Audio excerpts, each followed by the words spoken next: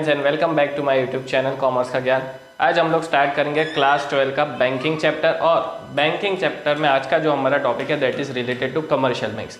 अब बैंकिंग वाले चैप्टर में आप लोगों को दो चीज़ें पढ़नी है, एक आपका कमर्शियल बैंक और दूसरा आपका हो जाएगा central bank that is RBI which is also known as the reserve bank of India. ठीक है, वो टॉपिक के बारे में हम लोग नेक्स्ट वीडियो में डिस्कस करेंगे। आज हम लोग डिस्कस करेंगे कमर्शियल बैंक्स, उसके मीनिंग क्या है। ठीक है, फिर what are the basic functions. Commercial banks मतलब कि बीइंग अ कॉमर्स स्टूडेंट हम सभी को पता होना चाहिए कि बैंक क्या है और बैंक के जो प्राइमरी फंक्शंस मतलब कि जो बेसिक फंक्शंस होते हैं वो किस तरह से यूज़ करना है ये भी हमें पता होता है। ठीक है, या तो ये भी पता होना चाहिए। क्लियर। सो अगर अभी तक आप लोगों का बैंक अकाउंट ही नहीं खुला है तो मैं ये बोलूँगा कि पहले जाकर बैंक अकाउंट ओपन करवाएं।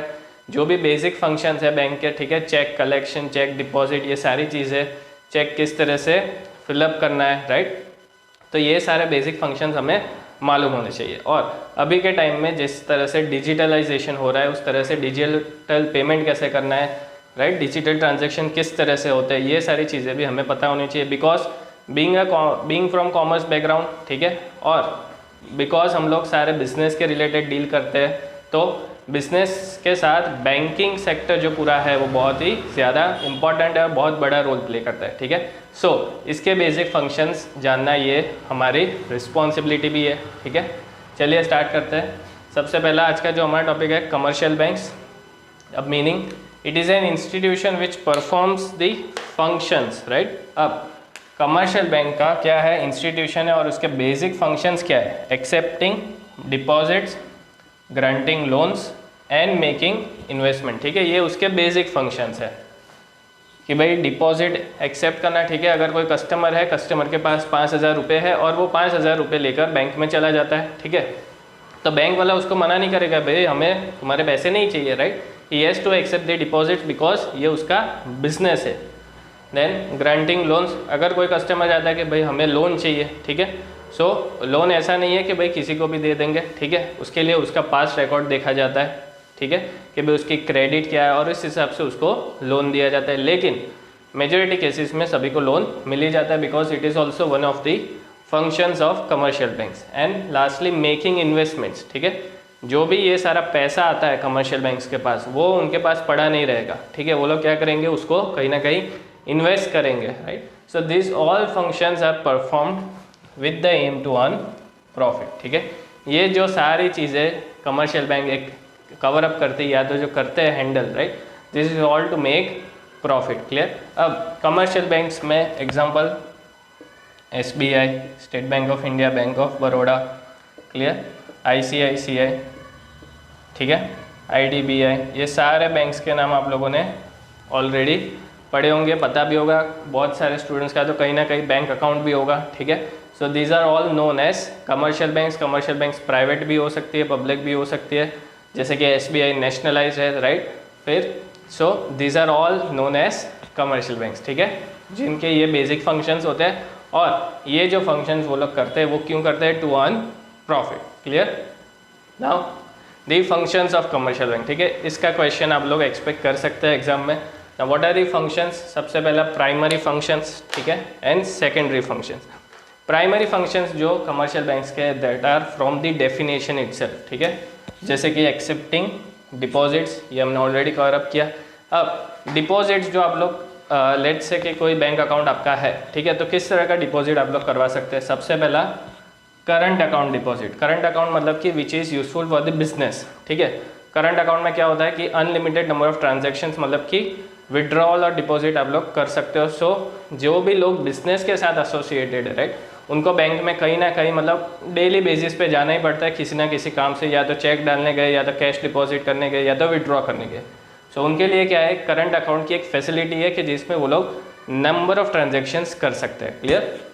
That is also known as demand deposits, मतलब कि जब भी पैसा चाहिए तब आपको अवेलेबल हो जाएगा। Then you have fix deposits, right. अगर मेरे पास बड़ा सा अमाउंट है कोई, राइट, लेट्स से 4 लाख, 5 लाख, 10 लाख और मुझे उसकी फिक्स डिपॉजिट करनी है, मुझे उसको घर पे नहीं रखना है, ठीक है। सो मैं क्या करूँगा, बैंक में जाऊँगा और उनको बोलूँगा भाई मुझे ये 10 लाख रुपए की फिक्स डिपॉजिट करवानी है, right. So fix deposit means it gets fixed for a certain 10 years, right, let's say for 3 years, 5 years, 10 years.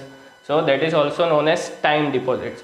आपका डिमांड डिपॉजिट्स और टाइम डिपॉजिट्स में मेन डिफरेंस क्या है कि डिमांड डिपॉजिट्स आप जब चाहो तब आपको मिल जाएगा पैसा, लेकिन फिक्स डिपॉजिट्स में ऐसा नहीं है, ठीक है। फिक्स डिपॉजिट्स में मान लो कि भाई आपको पैसे विड्रॉ करने, you can not withdraw, there is a procedure, ठीक है। वो फिक्स डिपॉजिट आपको तोड़वानी पड़ेगी और उसके ऊपर आपको पेनल्टी भी लग सकती है, क्लियर। दूसरा, जो डिमांड डिपॉजिट्स होते हैं वो आप चेक के थ्रू विड्रॉ कर सकते हैं, there is a cheque facility given, लेकिन फिक्स डिपॉजिट्स में आपके पास चेक फैसिलिटी नहीं होती। तो अगर आपने बैंक में कोई एफडी करवाई है तो आप लोग चेक लेकर नहीं जा सकते, कभी बैंक को बोलेगा चलो मुझे वापस दे दो, ठीक है, it is not possible.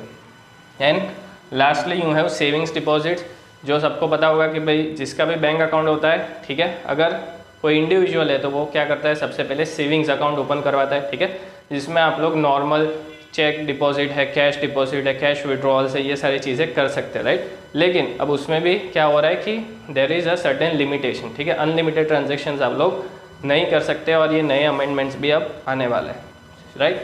So this was the primary function to accept deposits. अब दूसरा प्राइमरी फंक्शन क्या है, एडवांसिंग ऑफ लोन्स। ये भी हमें मीनिंग में देख लिया, ग्रांटिंग लोन्स, ठीक है। एडवांसिंग ऑफ लोन्स में सबसे पहला है कैश क्रेडिट। कैश क्रेडिट मतलब क्या कि अगर कोई बिजनेस है जिसको लोन चाहिए, राइट, तो कैश क्रेडिट में बेसिकली क्या होता है, आपके बिजनेस के जितने भी करंट एसेट्स है, राइट, तो वो करंट एसेट्स जितने भी होंगे उसके बेस पे, राइट, उसके बेस पे एक अमाउंट निकाल कर बैंक आपको लोन देगा, ठीक है। कैश क्रेडिट लेट से आपके जितने भी करंट अकाउंट है, राइट, या तो करंट एसेट्स है, करंट एसेट में क्या आएगा आपका बैंक है, फिर स्टॉक है, क्लियर, डेटर्स है, तो इन सबको मिलाकर आपको एक अमाउंट मिलेगी और लेट से 1 CR की आपको कैश क्रेडिट मिलती है, तो 1 करोड़ में से आप लोग जितना भी पैसा यूज़ करोगे, राइट, जितना यूज़ करोगे उतने पे ही आपको इंटरेस्ट पे करना है, clear. So that is a facility of advancing loans. Second you have demand loan. Demand loan में क्या होगा, लेट से मैं बैंक में जाता हूँ और मैं बैंक वालों को बोलता हूँ कि भाई मुझे 5 लाख रुपए की लोन चाहिए, क्लियर। तो बैंक क्या करेगा, 5 लाख रुपए मेरे बैंक अकाउंट में क्रेडिट कर देगा और मैं क्या करूँगा, वो 5 लाख रुपए को यूज़ करूँगा। सो मुझे वो पूरे 5 लाख रुपए पे क्या करना है, इंटरेस्ट पे करना पड़ेगा बैंक को, clear. Then you have short term loan. Short term loan में basically personal loan cover up होती है, राइट। अगर मुझे कोई पर्सनल लोन चाहिए तो मैं बैंक में जाकर अप्लाई कर सकता हूँ फॉर दी पर्सनल लोन, और अगेन ये अमाउंट आपके बैंक अकाउंट में क्रेडिट होगी और आप लोग उसको यूज़ कर सकते हैं, और जो भी अमाउंट है, राइट, जितने का भी पर्सनल लोन है वो पूरे अमाउंट पे आपको क्या है, इंटरेस्ट बैंक को पे करना पड़ेगा, right. So this is the function of advancing of loans. अब सेकेंडरी फंक्शंस देखते हैं, right, these are the main functions. ये क्या है, ये नॉर्मल फंक्शंस है जो हम लोग किसी भी बैंक में देखने को मिलते हैं, और ये ऐसे फंक्शंस है कि जो कहीं ना कहीं हमें भी ज़रूरत पड़ती है, राइट। जैसे कि सेविंग्स डिपॉजिट, तो ऑब्वियसली जब आप बैंक में जाओगे अकाउंट ओपन करवाने, then you are opening a savings deposit. मान लो फ्यूचर में आप लोग कोई बिजनेस कर रहे हो, right, then you will need current account deposit, again you will need a loan if you are doing business, clear. So these are the primary functions, ठीक है, इसीलिए इसको प्राइमरी फंक्शंस में डाला है। अब सेकेंडरी फंक्शंस, सबसे पहला ओवरड्राफ्ट फैसिलिटी। ओवरड्राफ्ट मतलब कि आपके बैंक अकाउंट में जितना भी पैसा है उससे ज़्यादा का आप लोग विड्रॉल कर सकते हैं। मान लो आपके बैंक अकाउंट में 20,000 रुपीज़ है, लेकिन आपको ज़रूरत है 30,000 रुपीज़ की, सो जो एडिशनल 10,000 रुपीज़ है वो भी आप लोग विड्रॉ कर सकते हैं। That is known as overdraft facility. मतलब कि बैंक आपके जो अकाउंट में पैसा है उससे ज़्यादा का विड्रॉ करने देती है, right. So this is a secondary function, ये एक फैसिलिटी है, ठीक है, उस पर इंटरेस्ट चार्ज होता है। Then you have discounting bills of exchange. मान लो आपके पास बिल्स ऑफ एक्सचेंज है, ठीक है, मतलब कि किसी के पास से आपको पैसा लेना है, you have bills receivable, right. ये क्लास 11 में हमने चैप्टर पढ़ा था अकाउंटेंसी में। तो मान लो आपके पास कोई बिल्स ऑफ एक्सचेंज है, ठीक है, किसी के पास से बिल लेना है। अब वो बिल का जो पैसा है वो आपको 3 महीने बाद मिलने वाला है, ठीक है, लेकिन 3 महीने से पहले आपको पैसों की ज़रूरत आ पड़ी, तो आप लोग क्या करोगे, वो बिल लेकर बैंक में जाओगे और बैंक को बोलोगे भैया ये बिल ऑफ एक्सचेंज है, इसको डिस्काउंट कर दीजिए और पैसा मुझे दे दीजिए। तो बैंक क्या करेगा, 3 महीने से पहले आप लोग जा रहे हो, ठीक है, सो बैंक आपको पैसा दे देगा in exchange of bills of exchange, लेकिन वो क्या करेगा, बिल्स ऑफ एक्सचेंज पे डिस्काउंटिंग चार्जेस लगाएगा, ठीक है। That is basically a charges for the facility which is provided by the bank. Third is agency functions. Agency function में बहुत सारे छोटे मोटे फंक्शंस हैं, जैसे कि सबसे पहला ट्रांसफ़र ऑफ फंड्स, ठीक है, आपको NEFT करना है, आपको RTGS करना है, right.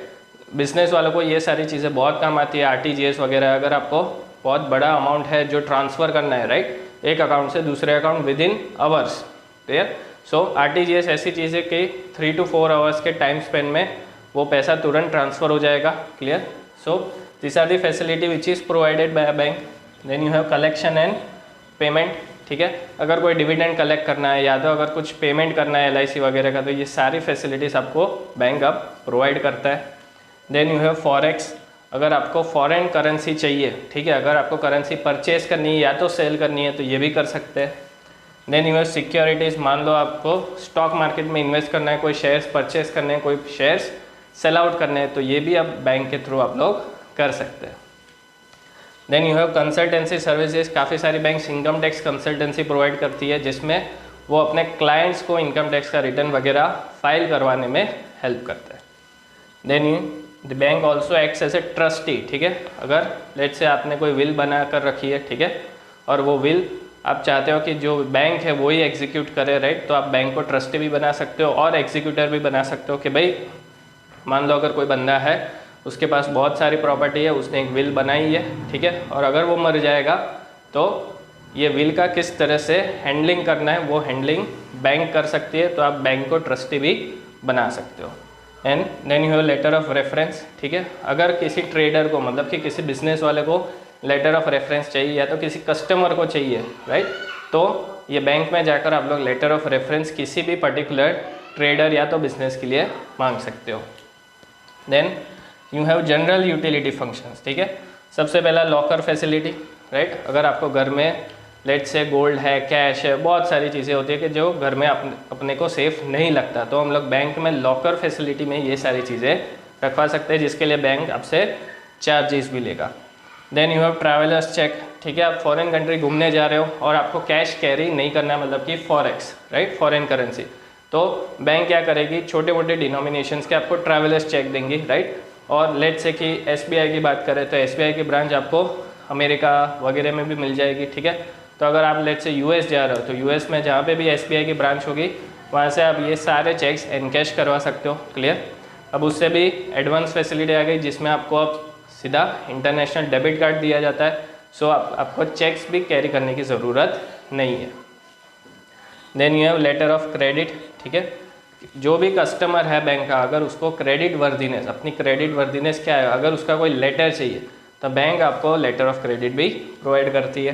Then you have underwriting function, ठीक है, अगर कोई कंपनी है, राइट, और वो अपने शेयर्स मार्केट में लेकर आती है कि भाई, और वो लोगों को बोलते हैं कि भाई हमारे कंपनी के शेयर्स आप लोग परचेज करो, राइट।